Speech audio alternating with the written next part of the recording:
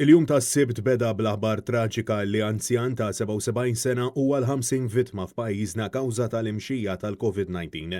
Dan hu l-5 vittma fl-aħħar 5 ijiem kif il-Ministeru tas-Saħħa spjega li l-anzjan tilef ħajtu l-ġimgħa. Il-Ministeru spjega li r-raġel kien ikkonfermat pożittiv għal virus fit-13 Ottubru u baqajna tal-kura fir-residenza għall-anzjani fejn kien jgħix u fejn eventwalment sfortunatament tilef ħajtu. F'dan il-każ il-Ministeru qal li r-raġel kien isofri minn mart kroniku ieħor minkejja l-kritika li bi kliem bħal dan il-Ministeru tas-Saħħa qed ikun insensittiv.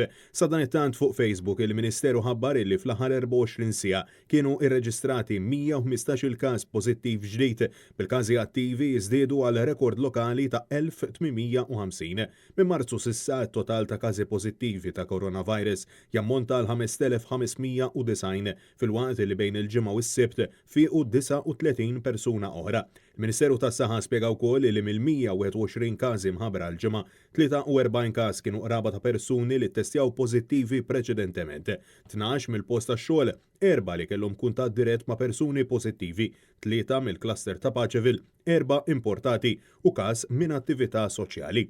Dan ifisser li 54 mill-każi mħabbra l-ġimgħa ma kellhomx idea minn fejn setgħu ġew infettati. Dawn in-numri jkomplu jiġdu l-pressjoni qawwija illi jum wara ieħor qed tafas fuq spallejn il-frontliners b'żieda ta' pazjenti rikoverati fl-isptarijiet tagħna hekk kif preċiżat ukoll mis-Superintendent ta' Saħħa Pubblika Charmaine Gawci. L-ammont ta' nies li għandna fl-isptar tagħna wkoll qiegħed jiżdied u dan qed ikun rifless minħabba propju anke l-inċidenza li għandna ta' każijiet fil-komunità. Dan kollu wara li fil-bidu tas-sajf il-Prim Ministru Robert Abela pinġa r-realtà deskritta minn bosta bħala fażulla b'esperti mediċi dak iż-żmien jappellaw għal kawtela bitħejjija tieni mewġa, inkluż id-Deputat Prim Ministru nnifsu Chris Fern.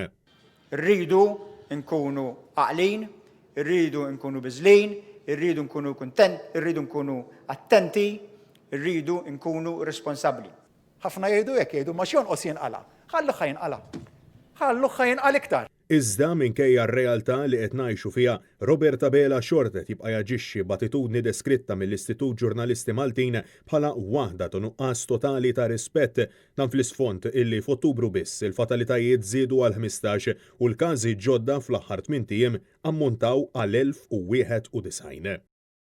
Ngħid li pajjiżna kellu suċċess fil-kontroll tal-pandemija. Francesco Catania, għal Net News.